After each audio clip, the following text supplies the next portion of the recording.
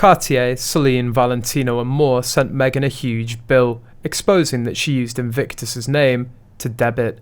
Making their first trip across the pond together since stepping down as senior members of the royal family back in 2020, Meghan and Harry were front and centre at the 2022 Invictus Games in The Hague, Netherlands.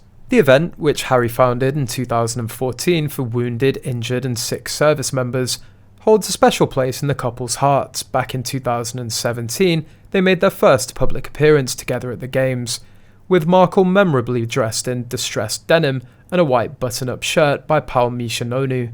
Now, half a decade later, the Meghan mattress is showcasing her post-royal style at the same sporting event. Meghan's wardrobe for every appearance at the Invictus Games event is bringing her huge bills.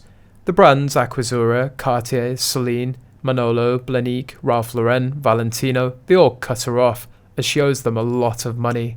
Apparently she used Netflix and veteran money on the Heart of Invictus movie project, but nothing was enough for her.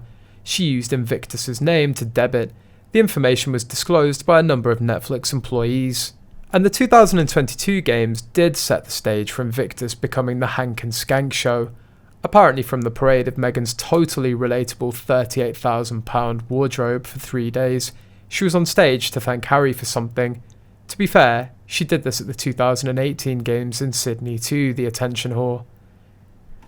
According to Dailymail, Meghan Markle and Prince Harry competed in a friendly game of table tennis as the Duchess made a surprise appearance in a trailer for the Invictus Games. The 80-second video features athletes who will be competing in the upcoming sporting event, which will be held in Dusseldorf in September 2023.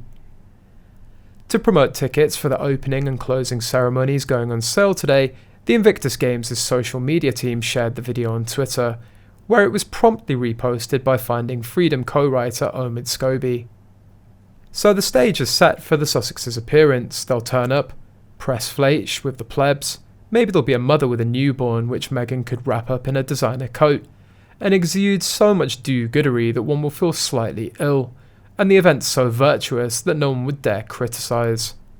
As well-meaning as Invictus Games is, it's not the type of show that will draw a large amount of viewers, and the only point of Meghan showing up is to be seen as much as possible. She doesn't seem to have the ability to shift the focus away from herself and onto the athletes. Meghan assumed that they'd be a billion-dollar brand. They should have immediately followed the time-fake accolades by behaving as if they were the people PR pretended they were. A documentary about American charities without using them for virtue signalling, podcasts profiling Invictus athletes, a book about the charities they worked with, doing at least one podcast a week to build up an audience, but they squandered, fudged and whinged away the money. Elsewhere, Sky News contributor Megyn Kelly has slammed Meghan Markle, calling her pathetic, after streaming giant Spotify cancelled the second season of the Duchess's Archetypes podcast. The fact that she couldn't even make 12 episodes without complaining is pathetic. 12 episodes! I'd do that in 2 weeks. What's she complaining about, Miss Kelly told Sky News host Paul Murray. And the biggest offence I heard about in the revelations about this podcast that failed was the fact that she committed fraud.